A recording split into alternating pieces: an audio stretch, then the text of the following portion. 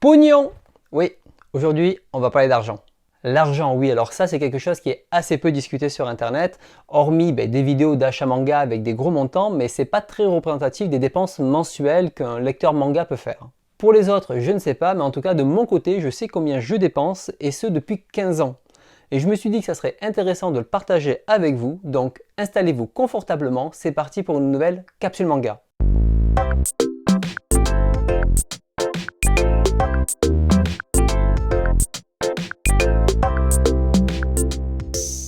Dans ma vidéo sur mes habitudes de lecture, je vais vous expliquer comment mes lectures avaient évolué au fil du temps. Et comme vous avez pu le voir, mes achats ont fortement influencé mes lectures. D'ailleurs, je vous invite à aller voir cette vidéo puisque les deux sont fortement liés. Mais avant de parler argent, ça va arriver, ne vous inquiétez pas, je dois d'abord vous parler de mes habitudes d'achat. Parce que oui, j'ai noté depuis 2007 combien je dépense mensuellement, mais j'ai commencé à acheter en 95. Donc on va remonter quelques années auparavant. Comme j'ai déjà pu vous le dire, mes premiers mangas étaient Dragon Ball et Dr Slump quand j'avais 13-14 ans. À cette époque, c'était mes parents qui achetaient ça quand on allait en grande surface. Donc si j'avais des mangas, c'était plus pour des événements comme un anniversaire ou à Noël, ou le peu d'argent de poche que je pouvais me faire ou mettre de côté. En même temps, le marché débutait à peine, donc c'est pas comme si on avait une quantité de titres au choix. Et bien sûr, tout ça, c'était de l'achat neuf. Entre 17 ans et 21 ans, c'est-à-dire entre 98 et 2001, j'avais trouvé un petit job d'appoint les week-ends. En gros, pendant que les copains faisaient la grasse mat, moi je me levais à 6 h du matin, je bossais tout le samedi pour me faire un petit peu d'argent. Mais quand tu es jeune adulte et que tu gagnes un petit peu d'argent comme ça, t'es un peu le roi du monde, tu t'achètes tout ce qui sort. Parce qu'en fait, hormis l'achat de quelques jeux vidéo, toutes mes dépenses passaient dans les mangas. Bien sûr, c'est les périodes où on sort beaucoup, mais comme je bois pas d'alcool, c'est pas moi qui allais dépenser tout mon argent en boîte. Et pour résumer, à cette époque, là où j'achetais mes mangas, c'était soit dans une boutique qui faisait jeux vidéo et un peu de manga, soit je les commandais en librairie, ou alors je les achetais à la bouquinerie de ma ville. Et eux vendaient que des livres d'occasion, et les mangas on les trouvait en gros à 2 € en moyenne, c'était des prix ridicules. Le choix était plus limité, mais en même temps à 2 € on réfléchit pas. À partir de 2002, j'ai eu une boutique spécialisée dans les mangas qui s'est ouverte dans la ville. Donc du coup, j'allais acheter mes mangas là-bas. Et eux ne faisaient que du neuf. Et souvent, ce que je faisais, c'est que d'abord, j'allais à la bouquinerie et ensuite, j'allais à cette boutique pour acheter les livres que je voulais. Donc à ce stade, je commençais de plus en plus à acheter d'occasion, puisque j'avais l'opportunité de le faire. Mais aussi en 2002, c'est aussi l'arrivée d'Internet. Du moins, l'Internet haut débit, l'ADSL. Et avec Internet, c'était beaucoup plus facile de commander des livres et des boutiques spécialisées dans les mangas ont fleuri à cette époque-là. Du coup, ça me donnait accès à des nouveaux catalogues comme Tomcam où avant c'était très difficile de les avoir. Mais surtout en 2002, c'est l'arrivée d'eBay. Et là, c'était la folie, c'était la démocratisation des enchères. J'avais développé des skills pour gagner les enchères et je me rappelle au début, toutes les annonces terminaient à la même heure. De mémoire, c'était minuit. Donc quand j'avais plusieurs annonces en même temps, je restais éveillé le soir pour pouvoir gagner mes enchères. Et après, ils ont changé le système tel qu'on connaît aujourd'hui. Sur eBay, c'était un bon moyen d'acheter ou de vendre ces mangas. Et donc ça partait un peu à tous les prix, mais souvent ça partait à des prix un peu ridicules. Et là, bien sûr, je suis parti un peu en mode compulsif et j'ai acheté tout ce que je pouvais avec mes moyens financiers.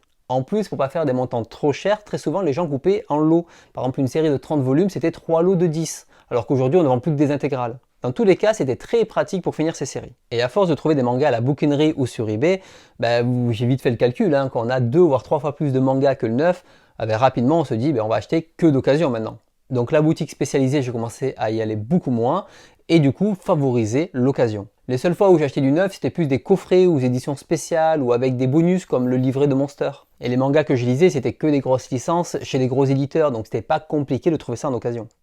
En 2004, je déménage à Montpellier pour les études.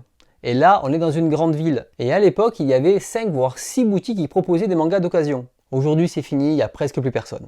Et donc j'avais largement le choix d'acheter d'occasion, selon bien sûr mes moyens financiers puisque je restais étudiant. À la fin des études, je crois vers 2006-2007, j'ai trouvé un travail et j'ai continué à acheter des mangas d'occasion. La seule différence, c'est que j'ai vu que les prix avaient commencé à augmenter. On était déjà plus à 3-4 € le livre au lieu de 2 €. Et à partir de 2007, je ne sais pas pourquoi, mais en gros, j'ai noté toutes mes dépenses chaque mois et je continue à le faire. Et j'ai fait un graphique. Voici ce que ça donne. Alors, la ligne bleue, c'est le nombre de mangas physiques que j'ai pu acheter. Par contre, la barre verte, c'est les dépenses mensuelles que j'ai pu avoir avec les reventes de mes séries déduites. Puisqu'à l'époque, j'achetais des séries, ça ne me plaisait pas, je revendais et j'achetais de nouvelles. Je continuais à faire ma culture manga à ce moment-là. Le carré bleu, c'est une indication pour vous dire combien je dépensais mensuellement, mais sans les reventes. Donc si on prend ce graphique, en 2007, j'ai acheté 172 mangas. Ça m'a coûté à peu près 32 € par mois, ce qui fait 390 € à l'année. Et en réalité, j'ai payé 790 €, mais j'avais dû revendre 400 mangas, sûrement peut-être entre 100 et 150 mangas à l'époque. Ça, je sais pas, je ne l'ai pas noté. Alors j'ai choisi de vous montrer les montants mensuels parce que c'est plus parlant, mais à la fin, je vous montrerai les montants annuels. Pour continuer, en 2009, j'avais changé de travail pour un salaire payé au minimum légal. Donc mes dépenses ont rapidement baissé dans les années suivantes. À tel point qu'on peut voir qu'en 2011, mes finances étaient très limitées et j'ai dû revendre pas mal de séries pour essayer de me faire plaisir un minimum. Et c'est là où j'ai vendu quelques séries à regret, comme mes premiers Dragon Ball, mes premiers Ken j'ai lu. Mais bon, c'est comme ça, c'est des erreurs de jeunesse. Alors clairement, je continue à acheter d'occasion puisque c'est beaucoup plus intéressant financièrement puisque je regardais surtout l'état de mon portefeuille. Et j'étais quelqu'un de très patient. Quand j'avais eu le Slam Dunk, j'avais dû attendre je crois 2 ans pour arriver à trouver la fin. On peut voir en 2012 que ça remonte puisque les frais de loyer étaient partagés, donc ça m'a permis d'acheter beaucoup plus de mangas. Mais on reste sur des montants d'une soixantaine d'euros par mois, c'était pas non plus des montants énormes. Et là on arrive à la période la plus intéressante entre 2013 et 2018. Comme je vous disais sur ma vidéo sur mes habitudes de lecture, c'est une période où j'ai acheté énormément. J'avais découvert quelques temps plus tôt des éditeurs comme Imo, Le Lézard Noir, la collection Saka chez Casterman ou alors encore Cornelius. En gros, c'était surtout les formats moyens et grands. Pendant très longtemps, j'étais très fermé sur le shonen et seinen et j'avais besoin de découvrir des nouveaux genres. Des livres un peu moins exposés, moins mis en avant, et c'est là où j'ai commencé à traverser ma période très élitiste. Et pour ça, je vous renvoie vers ma vidéo Mon parcours de collectionneur où je vous explique toutes mes différentes phases. Oui, encore une vidéo à voir, c'est le Dark Jujuverse. Toutes les vidéos sur ma vie sont liées, incroyable. Et dans cette frénésie d'achat, j'ai regardé surtout l'occasion, puis c'était des livres généralement entre 18 et 30 €, ça commençait à faire cher. Pour en trouver certains, il n'y avait pas le choix, c'était que l'occasion puisqu'ils étaient en arrêt de com. Les nouveautés, j'ai essayé de les prendre en neuf, et le catalogue existant, j'ai essayé de les trouver d'occasion. C'est là où les sites en ligne m'ont beaucoup aidé. Mais il faut dire qu'il y avait aussi un phénomène qui n'existait pas vraiment avant, c'est la rupture de stock. Avec la multiplication des petits éditeurs, une fois le tirage initial écoulé, c'était fini, on ne pouvait plus les trouver. Donc en parallèle de découvrir ce catalogue, j'ai complété énormément de séries en même temps et cette fois en neuf. Parce que faire de l'occasion c'est bien, mais par contre toutes ces séries elles sont totalement éclatées, il manque souvent des numéros, il manque la fin, etc. Et au bout d'un moment il faut les compléter avec du neuf. Et là, comme vous pouvez le voir sur ce graphique, je me suis clairement lâché en quelques années. Et j'ai acheté bien plus que ce que je pouvais en lire, et c'est ce que j'ai expliqué dans l'autre vidéo. En 2014, j'ai quasiment acheté 400 mangas, mais on le voit, on est à 270, un peu plus de 200 en 2016. C'est quand même assez énorme. C'est-à-dire qu'en fait, en 6 ans, j'ai acheté 1400 mangas. Ça fait plus de 230 mangas par an, c'est assez conséquent. Mais là, ce qu'on peut remarquer, c'est que le fait d'avoir pris des livres en moyen format ou en grand format qui sont plus chers, c'est qu'avant, la ligne bleue était au-dessus de ma barre verte. Et là, maintenant, je dépense beaucoup plus pour moins de livres. Après, il faut remettre en perspective ces chiffres, puisque les éditions moyennes ou grandes, souvent une pagination plus importante de 300 voire 400 pages. Même si ça coûte un peu plus cher au final, il y a aussi plus de quantité à lire. Bon là, on a des graphiques, je me suis dit qu'une petite courbe en plus, ça serait sympathique, donc je vais vous rajouter le pourcentage d'économie que j'avais pu faire. Tout simplement, j'ai pris le prix que j'avais payé d'occasion et par rapport au prix qui coûtait neuf. Et voici ce que ça donne. Et ce qu'on peut voir dans ce graphique, c'est qu'en fait, au début, j'étais entre 40 et 45%, donc on voit bien que j'achetais quasiment tout d'occasion. Mais à partir de 2014, même si ce pourcentage était élevé, j'ai commencé à acheter beaucoup de neuf. Le reste, 2015, etc., j'ai complété mes séries, complété en neuf, des fois, parfois d'occasion, et on voit que la courbe ne fait que descendre. Et pour arriver jusqu'à 12%, sachant que généralement, j'achetais avec les 5% de libraires quand j'achetais neuf. Ça y est, là on arrive en 2019. Alors, oui, là, après avoir acheté autant de mangas, le plaisir d'achat, zéro. C'est-à-dire que ça, j'avais totalement perdu ce côté-là. J'étais un peu blasé des achats, c'est-à-dire que j'achetais des livres, je les stockais, je les lirai plus tard. Comme je vous l'ai expliqué dans ma vidéo sur les habitudes de lecture, j'avais du mal à tomber ma pile à lire et j'avais mis la règle pendant 5 ans de ne lire que l'inédit. Donc en termes d'achat, c'est une année qui est assez calme. Et même pour être un peu honnête, j'avais l'impression d'avoir fait un peu le tour. J'avais fait tous les fonds de catalogue de tous les éditeurs. Et là, je commençais à me dire, bon, ça y est, j'ai fait un peu le tour du marché français. Surtout que mes éditeurs chouchous ne sortaient plus grand chose. Et j'ai commencé à me tourner aussi vers des achats d'éditions anglaises à ce moment-là. Mais surtout, je ne m'étais pas intéressé à tout ce qui était sorti ces dernières années puisque j'étais trop focalisé sur des nouveaux genres de mangas. Donc après 2019, ça sera l'occasion de revenir sur les titres auxquels j'étais passé à côté pendant ce moment-là. Mais vers cette période-là, j'ai aussi réalisé quelque chose d'un peu bête. Quasiment toute ma vie, j'ai beaucoup acheté d'occasion, même si à la fin, j'ai beaucoup plus acheté neuf. Acheter d'occasion, c'est bien pour le porte-monnaie, mais ça veut dire aussi qu'on ne soutient pas l'industrie.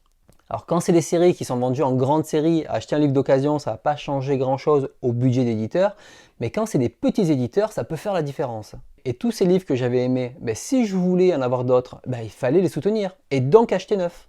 Ça paraît bête comme ça, mais je ne l'avais pas intégré complètement et j'avais une mauvaise connaissance du marché. Voir son côté, c'est bien, c'est un peu égoïste aussi, mais quand on commence à travailler et qu'on a les moyens d'acheter neuf, autant faire vivre l'industrie. Et à partir de ce moment-là, j'ai surtout essayé de privilégier le neuf et aussi de soutenir les librairies indépendantes. Sauf exception, il n'y a que les livres qui sont soit en arrêt de commercialisation, soit des éditions anglaises que je commande en ligne. Chacun fait comme il veut, mais il faut voir que des fois, l'économie de quelques euros pour nous, ça peut faire la différence pour un auteur ou un éditeur. Maintenant, nous arrivons en 2020 et 2021. Alors, si de mon côté, je privilégie maintenant le neuf, je ne peux pas dire que j'ai de budget en soi. J'achète, je continue à noter, et si je vois que je commence à dépenser un petit peu, je me dis, allez, on va attendre le mois prochain pour acheter d'autres mangas. Parce que j'ai pas envie juste de les cumuler, j'ai aussi envie de les lire. C'est ce qu'on peut voir sur ce graphique. Là, par exemple, on voit que mon budget il a bien augmenté. Je suis repassé à 150 € en 2020. Et là, on est au mois d'octobre. On est quasiment à 180 €. Je pense que j'arriverai aux 200 € d'ici la fin de l'année. En termes de manga, j'en achète pas mal, mais on est loin de ce que j'ai acheté les années précédentes. Et en pourcentage d'économie, on est à peu près aux 5%, ce que les libraires peuvent faire. Puisque l'occasion est de plus en plus difficile à cause de la spéculation. Juste avant de faire le bilan, je voulais montrer un nouveau graphique. Je vous disais que les formats moyens et grands étaient plus chers à l'unité, même s'il y a une pagination la plus importante, et je voulais aussi vous montrer l'évolution du prix moyen de chaque livre. Parce que quand quelqu'un vous dit « j'ai acheté 100 € de manga », ça veut tout rien dire, puisque si vous achetez des petits formats, vous en avez une quinzaine, aujourd'hui je tourne autour des 5-6 livres. Et c'est ce qu'on peut voir avec cette barre rouge. Bon ok, c'est pas très lisible, je vais juste vous mettre la barre. Donc dans ce graphique, c'est pour dire le montant que j'ai acheté mes livres sans mes reventes, bien sûr. Donc c'est le prix des livres de cette colonne. Donc on voit, j'ai commencé à 5 € pièce à peu près, c'est vite monté et aujourd'hui c'est quasiment 3 fois plus cher. Alors relativisons, comme je disais, pagination différente et aussi j'ai acheté beaucoup d'occasions avant. Alors j'avais aussi l'idée de vous faire un autre graphique par rapport au nombre de pages, au coût du livre et au format, mais j'ai pas encore assez de données dans mon tableur. Oui, je vous sais un peu déçu, mais on pourra peut-être en reparler à l'occasion d'un live. D'ailleurs, maintenant, je vais essayer de faire un live tous les premiers mercredis du mois, donc n'hésitez pas à venir, c'est le moment où aussi je parle avec vous et de mes lectures et de mes achats. Je vous attends au prochain live. Allez, ça y est, on arrive au bilan, oui. On a mis du temps, mais vous allez voir maintenant les prix annuels et voici ce que ça donne. Donc annuellement, on voit que je suis passé au début de 400 à 800 €. En 2011, la période où j'ai le moins acheté, à seulement 100 € à l'année, enfin 82 € à l'année. Et le reste, j'ai atteint des sommets comme à plus de 2000 €. Et cette année, je suis encore à 2000 €. Donc ça fait quand même des belles dépenses tous les mois. Alors maintenant, on va refaire le bilan, mais sur 15 ans. Donc en tout, j'ai dépensé 18 684 €. J'ai acheté 2684 mangas. Et aujourd'hui, je dois être à 2780 pour vous dire que j'ai pas mal revendu. Mon prix moyen est à 6,91 € par livre si je lisse sur ces 15 dernières années. Et j'ai dépensé 25% de moins que le prix du neuf par rapport à ma période où j'ai acheté beaucoup d'occasions. Et en moyenne, par mois, si je lisse tout ça, c'est comme si depuis 15 ans, tous les mois, j'avais dépensé 104 € par mois et j'avais acheté 15 mangas. Alors attention à ne pas comparer ces chiffres avec votre situation actuelle, puisque si vous êtes étudiant ou en difficulté financière, ça peut paraître énorme.